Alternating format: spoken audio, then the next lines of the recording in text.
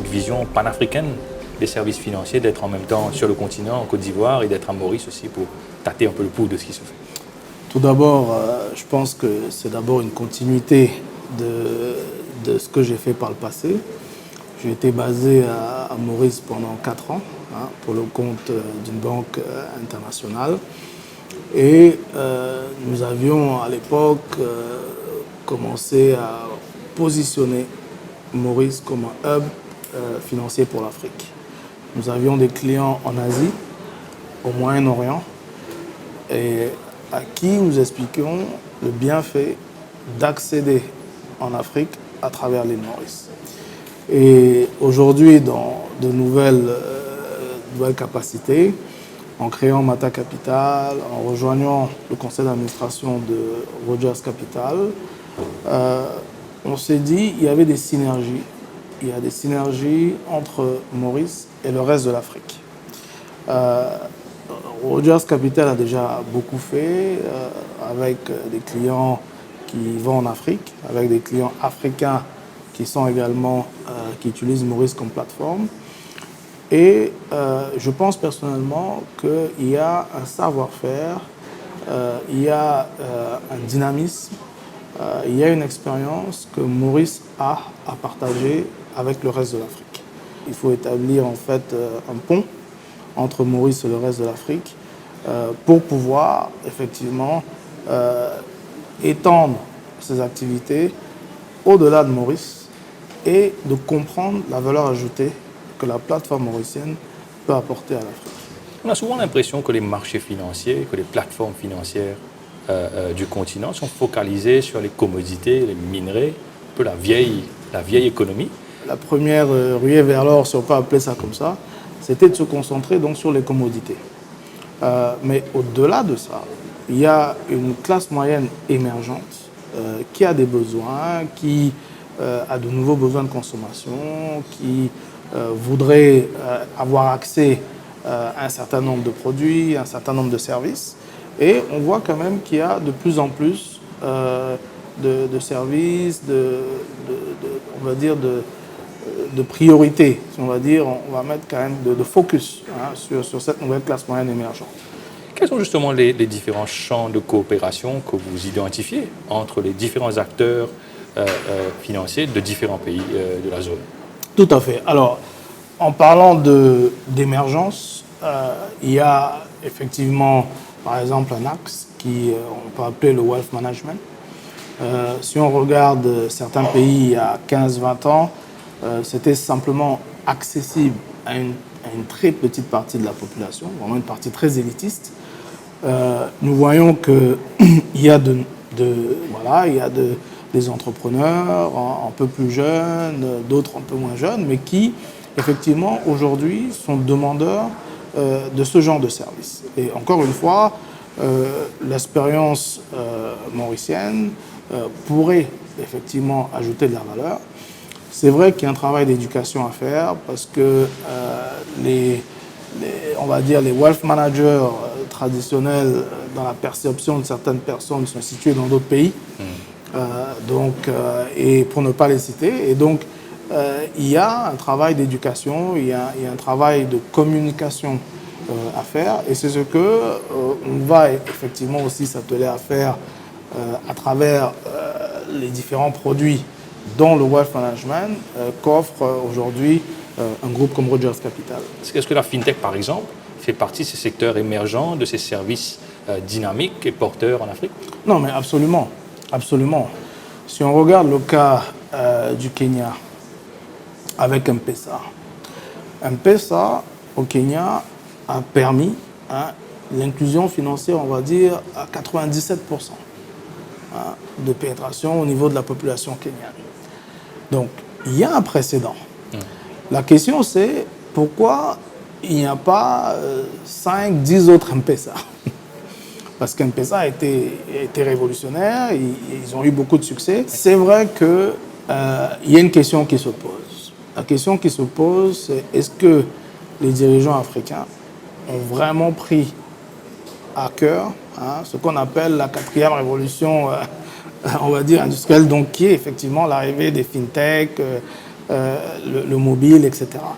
Les nouvelles technologies. Et donc, c'est vrai que c'est un question mark. Mais maintenant, et la réponse à ça, c'est ça dépend. Il y a une sensibilisation qui est accrue parce que toutes les études montrent que l'économie numérique est porteuse de beaucoup d'opportunités. Déjà, nos populations en Afrique sont jeunes, donc l'accès à de nouveaux emplois, l'inclusion financière, je pourrais même dire aussi, au-delà de l'inclusion financière, il y a tout ce qui est literacy, financial literacy. Donc je pense qu'il y a dans certains pays cette prise de conscience, mais il y a beaucoup à faire pour pouvoir s'assurer que les débouchés au niveau de l'économie numérique effectivement puissent être accessibles. Il y a un point de vue sur la réglementation qui est clé. Sans l'écosystème, c'est difficile. Quand on regarde par exemple la pénétration du mobile money que les agences de télécom offrent dans plusieurs pays africains, dans un pays comme la Côte d'Ivoire, cette pénétration est énorme. Donc je pense qu'il y a des endroits où c'est encourageant, il y en a d'autres où il y a du travail à faire, il y a une sensibilisation à faire, une prise de conscience que effectivement l'économie numérique est vraiment un atout et il faudrait effectivement qu'on ait l'écosystème pour en prendre avantage. Et comment jugez-vous l'écosystème mauricien à ce sujet, le cadre réglementaire par rapport à son adaptation à la fintech et aux nouveaux produits, aux nouveaux services? Mais écoutez, moi je pense que si ma mémoire est bonne, Maurice a été la première juridiction, on va dire en Afrique, à introduire le 3G et ainsi de suite. Je pense que l'île Maurice, encore une fois, comme je dis, il y a un vivier de connaissances, de ressources qui effectivement peut amener à l'Afrique quand même beaucoup de choses. C'est un exemple. Moi, je me rappelle quand j'étais basé ici entre 2011 et 2015, je me rappelle, tout le monde parlait de l'introduction de 3G, mais ça a commencé ici. Et donc, je pense que ce genre d'exemple, je pense, est applicable dans d'autres secteurs. Quand on regarde, par exemple, aujourd'hui, tout ce qui se fait au niveau de l'administration des sociétés, tout ce qui est fait au niveau de l'outsourcing, que ce soit comptable, que ce soit au niveau du reporting, c'est une vraie valeur ajoutée, et une connaissance. Alors, puisque vous parlez de valeur ajoutée, de connaissances, Maurice a été malheureusement au centre de l'actualité ces derniers temps, pas pour nécessairement de bonnes raisons, à cause des Mauritius Leaks du consortium des journalistes internationaux. Pensez-vous que la mauvaise perception qu'on a sur les juridictions financières comme celle de Maurice, notamment à l'effet que des juridictions comme Maurice seraient en train de piller les ressources d'autres pays, de ne pas les permettre de revenir aux citoyens en Afrique notamment, ce soit une perception qui a une justification, qui est méritée? Je pense que ce qui s'est passé est un peu dommage parce que Maurice a des fondamentaux solides. Maurice a de la substance. Maurice a une connaissance et une expertise reconnue dans cette valeur ajoutée. Personnellement, je pense que c'est une opportunité pour communiquer davantage sur les forces, sur la substance que Maurice apporte au niveau de l'écosystème. Ce que Maurice fait en termes d'administration, en termes de fiduciaire, en termes de outsourcing dans le secteur financier, n'est fait nulle part ailleurs en Afrique. Je veux dire, c'est un fait, ce n'est fait nulle part ailleurs. Donc il y a une véritable connaissance et valeur ajoutée qui est créée, et je pense qu'on devrait se focaliser à faire passer ce message davantage pour que les gens effectivement prennent un peu plus conscience du savoir-faire mauricien dans le domaine. Sur ce qui s'est passé, je pense qu'on a vu, ça a été éphémère. À l'international, ça n'a pas eu d'effet, on va dire, substantiel. Tout simplement parce que les professionnels, les gens qui connaissent la plateforme mauricienne, savent qu'il y a de la valeur. Maurice figure régulièrement parmi les pays les mieux classés dans les classements des wealth markets, des plus dynamiques en Afrique, notamment, voire au monde. Tout à fait. Quelles sont les opportunités, selon vous, liées à ce sweet spot qu'a Maurice d'être une juridiction qui sait y faire avec le wealth management? Absolument. Je pense que déjà, c'est de communiquer davantage dessus. Je pense aussi qu'il faut se rapprocher, continuer à se rapprocher du continent, hein, parce que la proximité également favorise les échanges.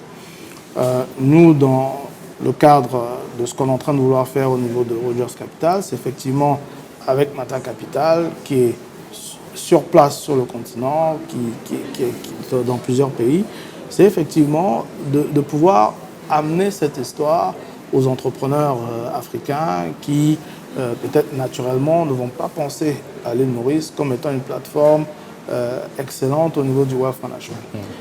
Et c'est un travail, on va dire, un travail de fond qui doit être fait. C'est un objectif également à long et moyen terme, de continuer à apporter l'histoire mauricienne en Afrique.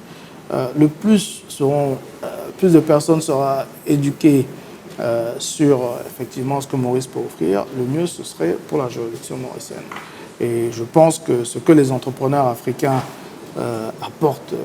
pourraient apporter également à Maurice, c'est cette connaissance approfondie de leur marché, hein, du continent, c'est effectivement cette connaissance du terrain, du marché, ce qui permettrait effectivement d'avoir un win-win, si on peut appeler ça, pour les entrepreneurs africains qui viennent à Maurice, les entreprises mauriciennes qui ont un intérêt à faire plus en Afrique et de pouvoir avoir des synergies ensemble. Le secteur du global business, notamment à Maurice, a été considéré comme étant très indocentrique pendant de nombreuses années. Est-ce que cela vous réjouit? Est-ce que vous avez l'impression que Maurice se focalise suffisamment, assez vite sur l'Afrique maintenant? Alors, déjà, je pense que c'est les raisons de ce focus sur, on va dire, l'Inde, c'était, je veux dire, en principal, c'était lié à des accords, au traité. Dans le cas de l'Afrique, on n'est pas dans les mêmes... Quoi qu'il des traités existent également. Il existe des traités, mais on va voir que dans beaucoup de pays où il n'y a pas de traité, les gens viennent, ils viennent pour la valeur ajoutée qu'ils pensent retrouver à Maurice. Ce que je veux dire, ce n'est pas le même drive, hein. Donc, autant le traité avec l'Inde a naturellement amené un focus très important, et autant sur l'Afrique, certains pays ont des traités, mais on parle de 54 nations. Et dans ces 54 nations qui veulent faire du business à Maurice, utiliser Maurice comme étant une plateforme, et même dans les pays où il y a un traité, ce n'est pas la raison numéro un. Les gens viennent à Maurice parce qu'ils savent qu'il y a une expertise, il y a une main-d'œuvre qualifiée dans ce domaine, il y a de la substance, et je pense que c'est ce qui est en train de faire la différence par rapport à l'exemple que vous avez pris tout à l'heure au traité indien.